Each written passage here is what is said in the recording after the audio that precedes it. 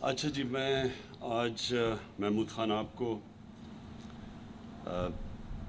پختونخوا کی حکومت کو خاص طور پہ آج مبارک بھی دیتا ہوں، خراج تحسین پیش کرتا ہوں کہ یہ جو آپ نے کمپلیٹ کیا Peshawar cardiac institute, heart disease اور کینسر، ان سب سے زیادہ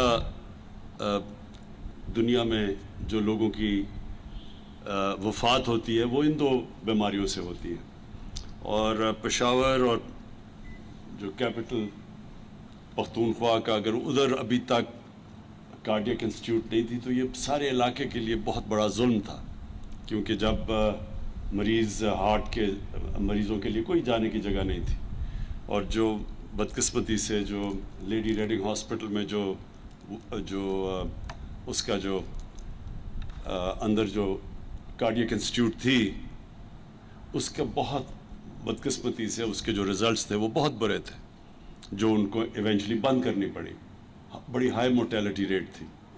تو اس لیے ایک اسپیشلائز کارڈیک انسٹیٹیوٹ کی بڑی ضرورت تھی، اور یہ بڑی دیر سے پلان بنا ہوا تھا، لیکن میں اس لیے آپ کو آج خراج تحسین پیش کرتا ہوں کہ ایک مشکل وقت میں جب ہم سارے پاکستان میں ایک کمی تھی، فنڈز کی کمی تھی، ہمارے پاس ریسورسز نہیں تھی، اور اتنی زیادہ جگہ سے ڈیمانڈز تھی ریسورسز کے اوپر، ایک بجٹ کے اندر ہر قسم کی ڈیمانڈز تھی، اس میں آپ نے، اور وہ کووڈ کے دوران وہ فنڈز ڈھونڈے اور اس کو کمپلیٹ کیا۔ میں اس لیے آپ کو مبارک دیتا ہوں کیونکہ یہ ہاسپٹلز جب ڈیلے ہوتے جاتے ہیں ان کے کاسٹ بڑھتے جاتے ہیں، اور جتنے کاسٹ بڑھتے جاتے ہیں وہ انفیزیبل ہو جاتے ہیں۔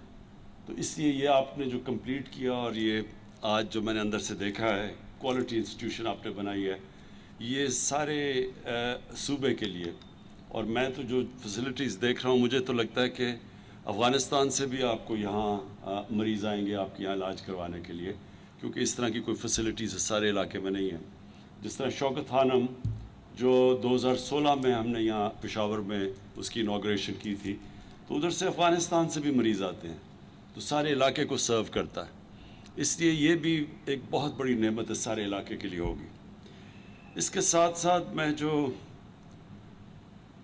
سب سے زیادہ آپ کو خراج تحسین پیش کرتا ہوں، وہ جو آپ نے فیصلہ کیا کہ سارے پختونخوا کے شہریوں کے لیے آپ ہیلتھ انشورنس پرووائڈ کریں گے، اس سے بڑی نعمت کسی قوم کے لیے نہیں ہو سکتی، اور خاص طور پہ جو ایک ملک کا غریب طبقہ ہے۔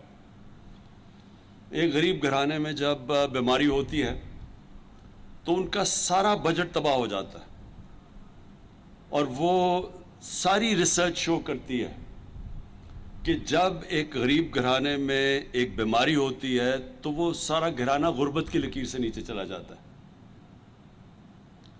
اور یہ آج تک ہماری گورنمنٹس نے اس کے اوپر سوچا نہیں۔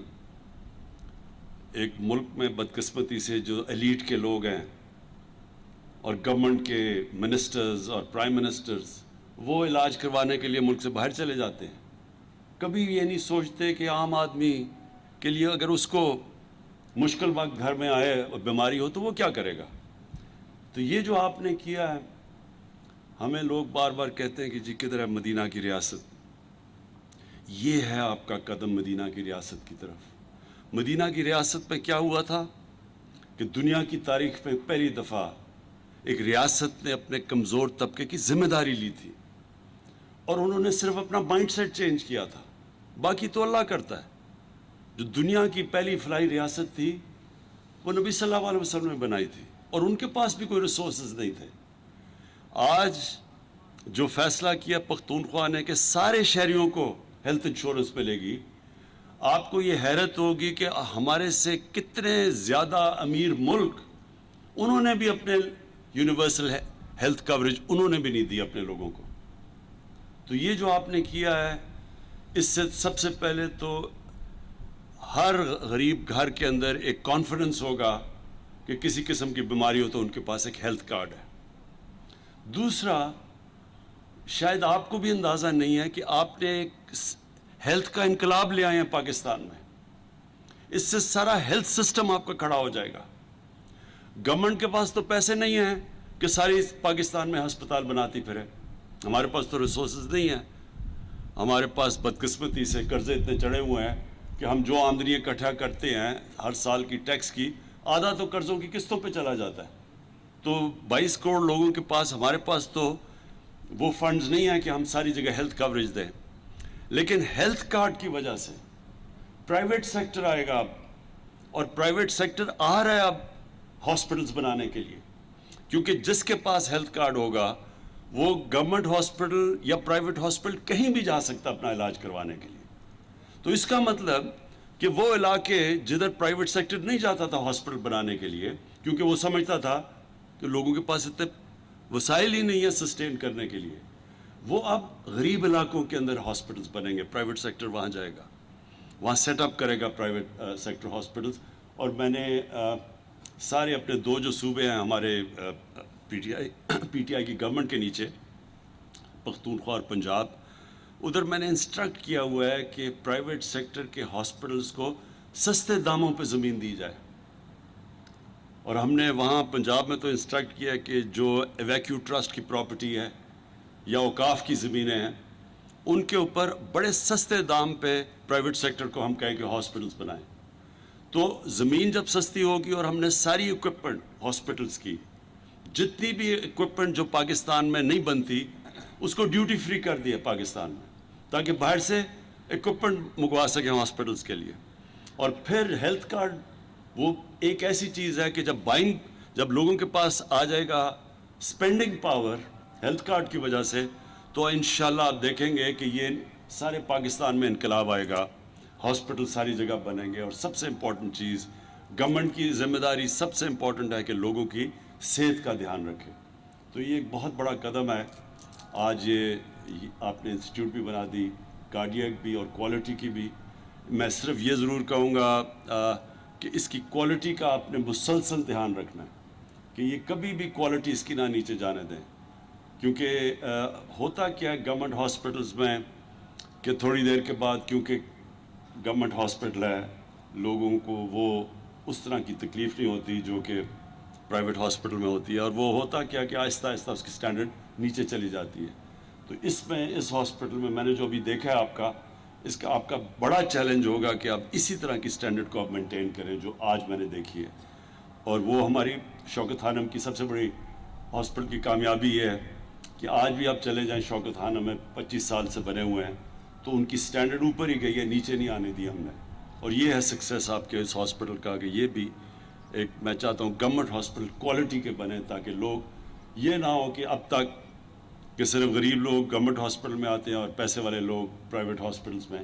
میں یہ چاہتا ہوں کہ گورنمنٹ ہاسپٹلز کی اب وہ سٹینڈرڈ ہو جو کہ مقابلہ کر سکے پرائیویٹ ہاسپٹل کو. اور اس میں آخری چیز کہنا چاہتا ہوں کہ ایک میں دیکھ رہا ہوں کہ پیمز جو اسلام آباد میں ہاسپٹل ہے, وہاں آج کل لوگ سٹرائک کر رہے ہیں کہ جی ہم ہاسپٹل ریفارمز کے اگینسٹ ہیں. میں ان سٹرائکرز کو آج یہاں سے میسج دینا چاہتا ہوں, ہاسپٹل ریفارمز کا کیا مقصد ہے؟ ہاسپٹل ریفارمز کا صرف ایک مقصد ہے کہ گورنمنٹ ہاسپٹلز بھی ویسے چلیں جیسے پرائیویٹ ہاسپٹل چلتے ہیں. وہ کیسے چلتے ہیں پرائیویٹ ہاسپٹل؟ سزا اور جزا ہوتی ہے, اس لیے پرائیویٹ ہاسپٹل کامیاب ہوتا ہے. جس بھی ادارے کے اندر سزا اور جزا نہیں ہوگی وہ کبھی بھی کامیاب نہیں ہوگا. مقصد صرف ہاسپٹل ریفارمز کا یہ ہے کہ ایک بورڈ بنے جو اس کو ایک پرائیویٹ ہاسپٹل کی طرح چلائے. پرائیویٹ ہاسپٹل کی طرح چلانے کا مطلب پرائیویٹائزیشن نہیں ہے, اس کا مطلب کہ اس کو اسی طرح وہی مینجمنٹ سسٹم ہو جو کہ ایک پرائیویٹ ہاسپٹل میں ہے, تاکہ لوگوں کو اچھی ٹریٹمنٹ ملے. صرف اس کا معیار اوپر کرنے کے لیے بنایا ہے. اور پھر وہ جو ڈاکٹر محنت کرتا ہے, جو کام کرتا ہے, جس کی کوالٹی اچھی ہے, کیا اس کو وہی تنخواہ ملنی چاہیے جو کہ کام ہی نہیں کرتا یا جس کی کوالٹی نہیں ہے اچھی؟ یہ بھی ظلم ہے کہ وہ جو محنت کون کرے گا جب آپ فرق ہی نہیں کریں گے ڈاکٹرز کی پرفارمنس کے اندر اور نرسز کی پرفارمنس میں. تو پرائیویٹ ہاسپٹل اس لیے کامیاب ہوتے ہیں کہ وہاں سزا اور جزا ہے، جو محنت کرتا ہے وہ اوپر آ جاتا ہے، اس کو اچھی سیلری ملتی ہے، جو نہیں کرتا اس کو وارننگ ملتی ہے اور پھر نکال دیتے ہیں. اس لیے چلتا ہے پرائیویٹ ہاسپٹل. گورنمنٹ ہاسپٹل میں جب سزا اور جزا کا نظام ختم ہوا تو ہمارے سامنے ہم سب میں گورنمنٹ ہاسپٹل میں پیدا ہوا تھا، ہم سارے بچپن میں گورنمنٹ ہاسپٹلز میں جاتے تھے، ہمارے سامنے گورنمنٹ ہاسپٹل ڈیجنریٹ کیے، ڈیٹیریٹ کیے، نیچے آئے کیونکہ سزا اور جزا کا قانون ختم ہو گیا. تو ہمارا کوئی مقصد نہ پرائیویٹائزیشن کا ہے، ہمارا مقصد یہ ہے کہ غریب لوگوں کو بھی بہترین علاج ملے گورنمنٹ ہاسپٹلس میں. یہ مقصد ہے صرف ہاسپٹل ریفارمز کا کہ اس کی مینجمنٹ سسٹم ٹھیک کیا جائے. میں آخر میں پھر سے مبارک دیتا ہوں، مجھے آج بڑی خوشی ہوئی. ہم خوشی وہ ہوتی ہے جب ہم وہ اداروں کو دیکھتے ہیں جو کہ عوام کے لیے، عوام کی بہتری کے لیے بنتے ہیں، اور خاص طور پہ جو لوگ غریب ہیں، تکلیف میں ہیں، وہ ایک ایسے ادارے میں آ سکیں کہ ان کو فکر نہ ہو، اگر ان کے پاس پیسہ نہیں تو ان کو فکر نہ ہو، ان کو کوالٹی ٹریٹمنٹ ملے. تو میں آپ کو مبارک دیتا ہوں. شکریہ.